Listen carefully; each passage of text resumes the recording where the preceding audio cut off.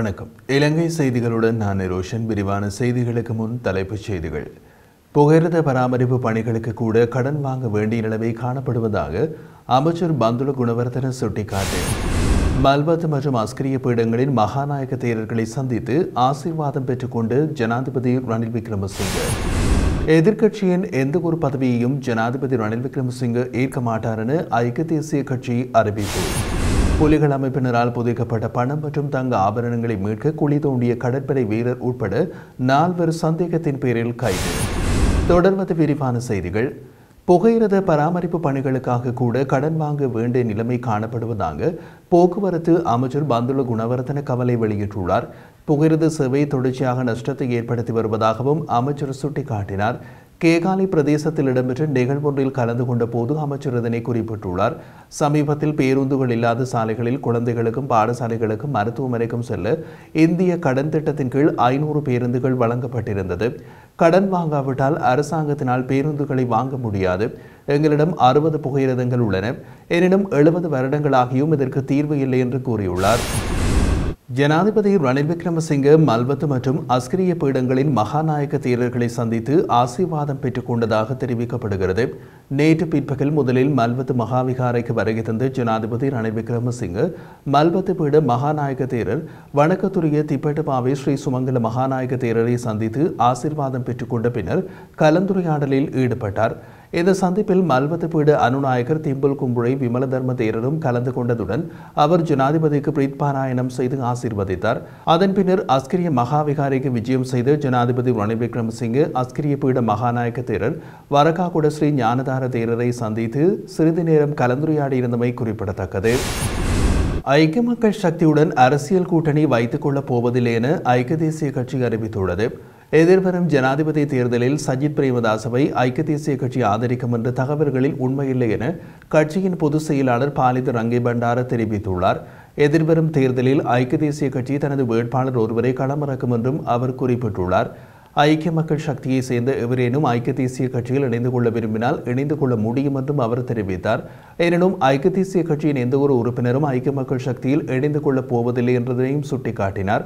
ஐக்கிய மக்கள் சக்தியின் எந்த ஒரு பதவியினையும் ஜனாதிபதி ஏற்றுக்கொள்ள மாட்டார் எனவும் தேர்தல் வெற்றியின் பின்னர் ஐக்கிய மக்கள் சக்தியின் உறுப்பினர்கள் ஜனாதிபதியால் வழங்கப்படும் பதவிகளை ஏற்றுக்கொள்வார்கள் எனவும் பாலித ரங்கே பண்டார தெரிவித்துள்ளார்.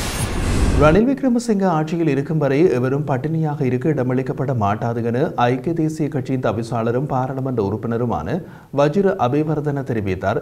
காலி சமநல விளையாட்டரங்கில் இடம்பெற்ற குறைந்த வருமானம் பெறும் குடும்பங்களுக்கு 10 கிலோ இலவச அரிசி வழங்கும் தேசிய வேலை திட்டத்தில் கலந்து கொண்டு உரையாற்றும் போது அவர் மேற்கண்டவாறு தெரிவித்தார். இது தொடர்பாக அவர் மேலும் தெரிவிக்கையில், இந்த நாட்டில் உள்ள மக்களில் ஒருவர் கூட பட்டினியாக இருப்ப அனுமதிக்க மாட்டோம்.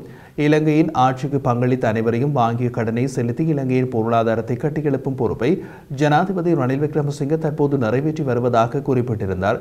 அதே நேரம் காலையில் நடைபெற்ற குறைந்த வருமானம் பெறும் குடும்பங்களுக்கு 10 கிலோ இலவச அரிசி வழங்கும் தேசிய வேலை திட்டத்தில் 1,60,000 குடும்பங்களுக்கு இலவச அரிசி வழங்கப்பட்டுள்ளது. இதேவேளை கம்பஹா மாவட்ட வேயாங்குடை பகுதியில் உள்ள அரசாங்க உணவு களஞ்சிய சாலையில் பாடசாலை மாணவர்களுக்கு விநியோகிக்க திட்டமிடப்பட்டிருந்த அரிசி கையிருப்பு தரமற்றது என்றும் குற்றம் சுமத்தப்பட்டுள்ளது. அரிசி தரமற்றிருப்பதை இலங்கை பொது சுகாதார பரிசோதகர்கள் சங்கம் உறுதிப்படுத்தியுள்ளது.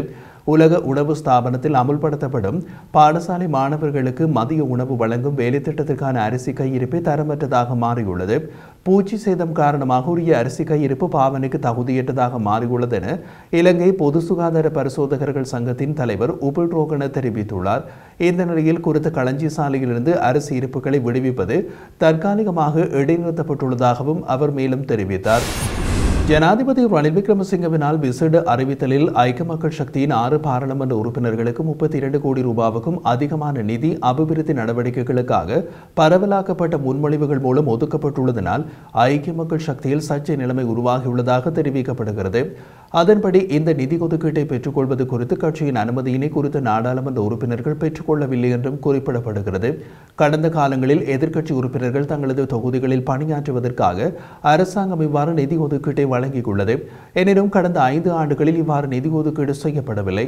மாறாக மாவட்ட ஒருங்கிணைப்பு குழுக்கள் ஊடாக இந்த நிதி வழங்கப்பட்டுள்ளது. இவ்வாறான பின்னணியில் அரசாங்கம் சில எதிர்க்கட்சி உறுப்பினர்களுக்கு நிதி ஒதுக்கீடுகளை வழங்கியுள்ளமை குழப்பங்களுக்கும் சர்ச்சைகளுக்கும் வழிவகுத்துள்ளது. மன்னார் ஸ்லாபத்துறை போலீஸ் நிலையத்தை அண்டிய பிரதேசத்தில் புலிகள் அமைப்பினரால் புதைக்கப்பட்டதாக கூறப்படும் பணம் மற்றும் தங்க ஆபரணங்களை மீட்பதற்காக குழி தோண்டிய கடற்படை வீரர் மற்றும் போலீஸ் சார்ஜன் உட்பட 4 சந்தேகத்தின் பேரில் கைது செய்யப்பட்டதாக ஸ்லாபத்துறை கடற்படை தெரிவித்துள்ளது. குறித்த சந்தேக நபர்கள் மன்னார் தலைமையக போலீசாரிடம் ஒப்படைக்கப்பட்டுள்ளார்கள். ஸ்லாபத்துறை கடற்படையினரால் மேற்கொள்ளப்பட்ட நடவடிக்கையில் அனுராதபுரம் போலீஸ் பிரிவுக்குட்பட்ட குற்றப்புலனாய்வு பிரிவை சேர்ந்த கடற்படை சிப்பாய் மற்றும் போலீஸ் சார்ஜன் உட்பட 4 கைது செய்யப்பட்டுள்ளனர். சந்தேக நபர்கள் வந்ததாக கூறப்படும் இடத்திற்கு அருகில் நிறுத்தி வைக்கப்பட்டிருந்த வாகனம் மேலதிக விசாரணைகளுக்காக போலீசாரால் கைப்பற்றப்பட்டுள்ளது. கைது செய்யப்பட்ட சந்தேக நபர்கள் 30 தொடக்கம் 38 வயதுடைய நாவுல மெனிக்தென்ன மற்றும் அனுராதபுரத்தை சேர்ந்தவர்கள். கைது செய்யப்பட்ட சந்தேக நபர்களில் ஒருவர் சாரதி எனவும் மற்றவர் தொழிலாளி எனவும் போலீஸ் விசாரணைகளின் போது அடையாளம் காணப்பட்டுள்ளது. இலங்கையின் ராமாயண பாதையின் வளர்ச்சிக்கு இந்தியா ஆதரவளிக்கும் வழிகள் குறித்து ஸ்ரீ ஜென்மபூமி தீர்த்த ஸ்ரேத்ரா அறக்கட்டளையின் உயர் அதிகாரிகளோடு இலங்கைக்கான இந்திய உயர்ஸ்தானிகர் சந்தோஷ் ஷா விவாதித்துள்ளார். ஸ்ரீராம் ஜென்மபூமி தீர்த்த ஸ்ரேத்ரா அறக்கட்டளையின் பொருளாளர் சுவாமி கோவிந்த் தேவ் கிரி மகாராஜ் மற்றும் அவரது குழுவினரை கொழும்பில் உள்ள இந்திய இல்லத்தில் சந்தோஷ் ஜா சந்தித்துள்ளார்.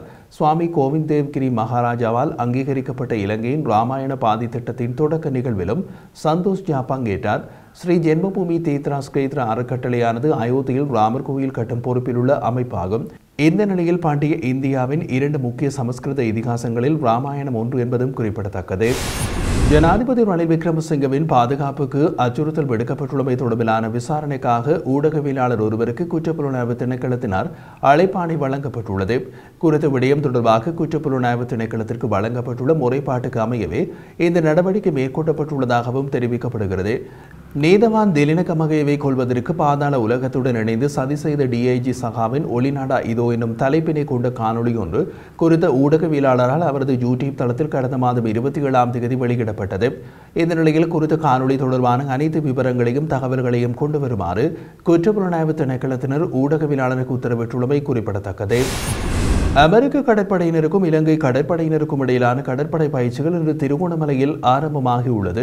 ஒத்துழைப்பு தயார்நிலை மற்றும் பயிற்சி என்ற துணைப்பொருளின் கீழ் குறித்த கடற்படை பயிற்சி எதிர்வரும் 26ஆம் தேதி வரை நடைபெறுகிறது.